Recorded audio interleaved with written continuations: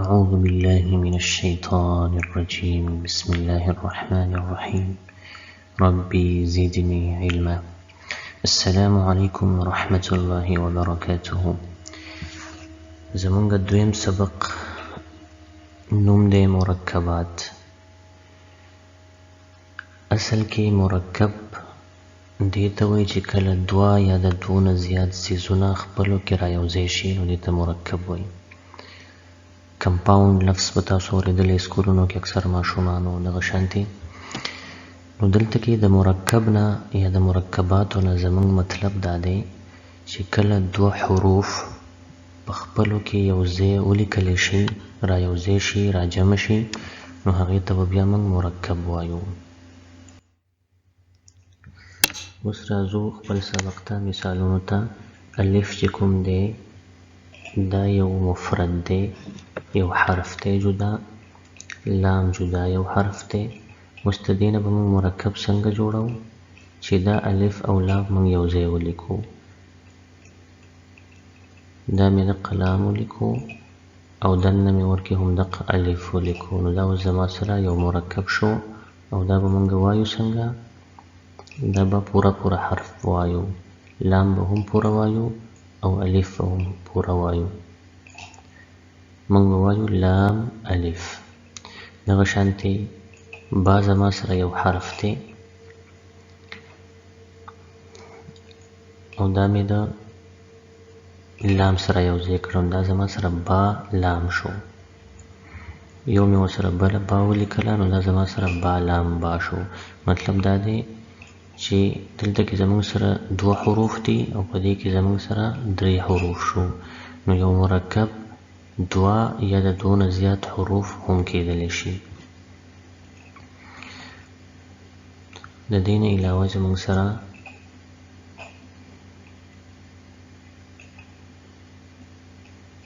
دا تا ده او دا هم تا ده. او که فرض که د دې نه موږ د نقطې لرې کړو نو دا اوس زما سره ها شوه او دا هم زما سره ها شوه.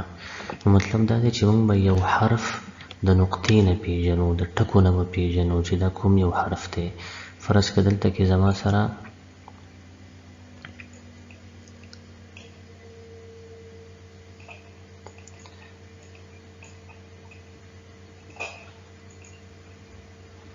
دا زما سره با لام با دی.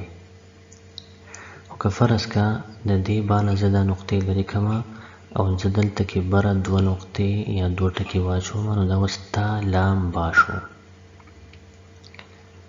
دغه شانتې که فرض که د دې نه زه دا دوه نقطې لرې کړمه او لاندې یوه نقطه واچوم او د دې نه زه کاپ جوړ کړمه، دغه شانتې د دې نه زه نقطه لرې کړم او زه دلته کې بره دوه نقطې واچومه، دا اوس زما سره با کاف تا شو. نو موږ ته به د نقطو نه اندازه کېږي چې دا کوم یو حرف دی. دا زما سره با، دا زما سره نون او دا زما سره یو بل نون شو. نو با نون نون. په دې طریقه باندې به موږ چې کوم دی دوه یا د دوه نه زیات حروف را یوځای کوو او د هغې نه به مرکب جوړیږي. او دغه شانتې به چې ډېر مرکب را یوځای شي نو هغې ته بیا موږ مرکبات وایو. دا زموږ سبق دی.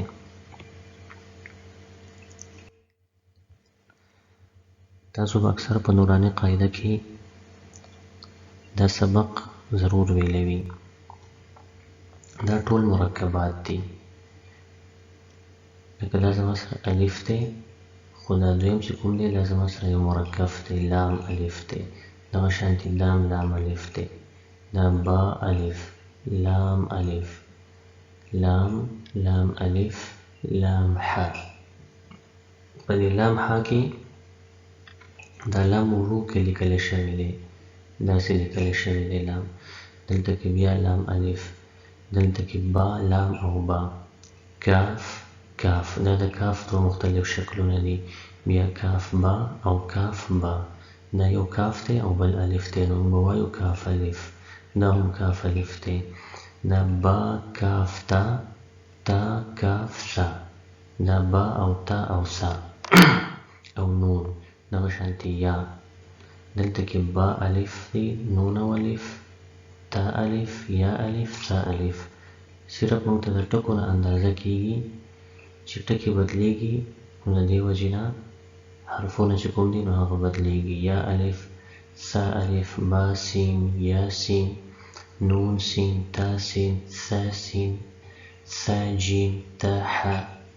دغه شانتي نون خا، یا حا، با جیم، یا میم، با میم، نون میم، تا میم، سا میم، با یا، یا یا، نون یا، تا یا، سا یا، نون با لام، تا نون لام، با یا لام، یا تا لام، سا سا لام، نون با نون، با نون نون، تا یا نون، یا تا نون، سا سا نون، جیم حا. خا حاسا، خابا، جیم تا، تا حاتا، یا جیم با، با خاتا، تا ها، با تا، یا ها، تا ها، نون تا، ها، یا ها با. په دې ځای کې که موږ وګورو نو د تا او د ها ډېر قسمونه دي. تا او ها دغه شانتي دا تا شوه، خو دلته کې چې ټکي لرې شو نو دا ها شوه.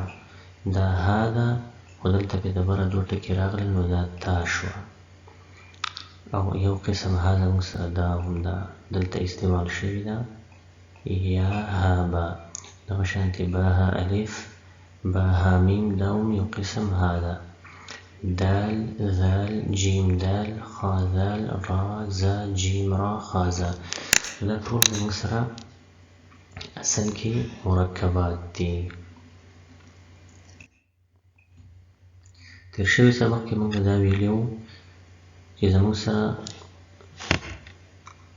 حروف چې کوم دي د هغوی د صفات لحاظ سره ګروپونه جوړ شوي دي. یو ګروپ چې کوم دی نو هغه زما سره نرم حروف دي. د هغې موازنه به موږ کوو د هغې په نسبت لږ د سختو حروفو سره. نو نرم حروف زما سره دا درې دي، سا، زال، ظا. او سخت حروف د هغې مطابق دا درې دي، ز، سین، صاد. دې حروفو ته سیټي والے حروف وایي. سیټي اصل کې شپېلۍ ته وایي. د دې صفت دا دی چې دې کې د شپېلۍ غوندې اواز جوړېږي، لکه چې موږ وایو سین، صاد، ز. نو دا به لږ موږ په سختۍ سره وایو.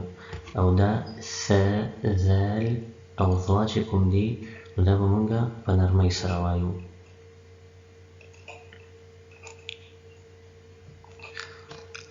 ښه، د دې موازنه موږ داسې کوو چې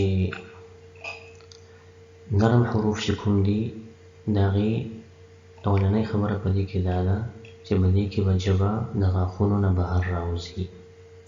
که فرض که موږ سا، زال یا ظا وایو او موږ ته څوک ګوري نو هغوی ته به زموږ ژبه ښکاري.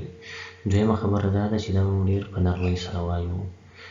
د دې بالکل خلاف خبره چې کوم ده نو هغه د زا، سین او صاد باره کې ده چې په دې کې به ژبه د غاښونو نه دننه وي، شاته به وي، او دا به موږ لږ سختۍ سره وایو. نو د دې موږ له ډېر زیات خیال پکار دی، ځکه چې اکثر موږ سین چې کوم دی د دې په ځای باندې موږ سا ووایو یا د سا په ځای باندې سین ووایو. د هغې د وجې نه حرف بدل شي، او کله چې حرف بدل شي د هغې د وجې نه پوره لفظ بدل شي، او پوره لفظ یې په یو جمله کې بدل شي د هغې د وجې نه د ټولې جملې یا د ټول آیت هغه معنی بدله شي. د ځینې ډول چې کوم نوي حروف په زده کوو نو هغې ته وایي حروف شفوي.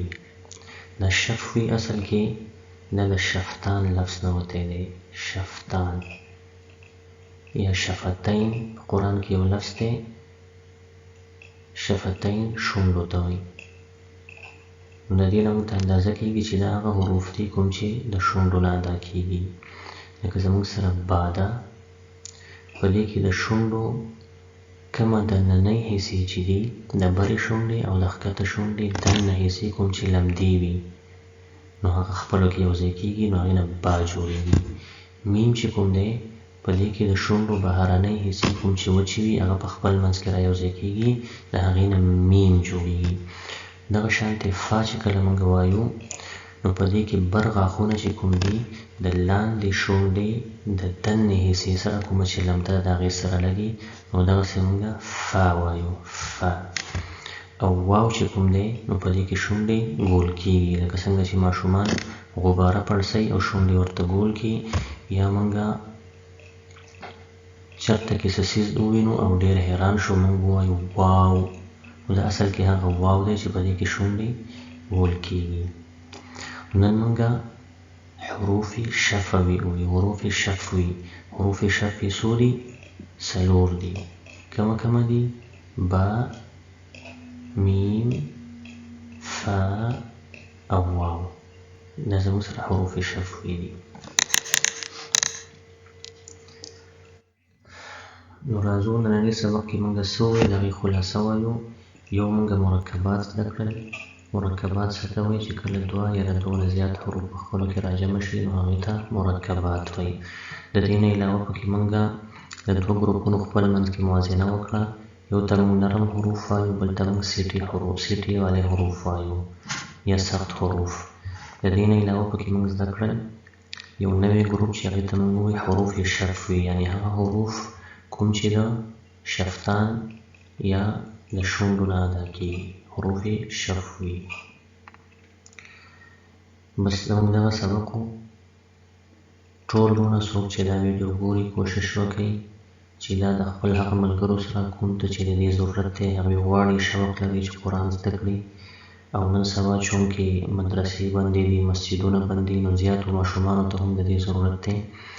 نو دا یو صدقه وګڼئ او دا مخکې شیر کړئ د خپلو ملګرو سره چې هغوی ته هم د دې نه فایده وشي. السلام علیکم ورحمة الله وبرکاته.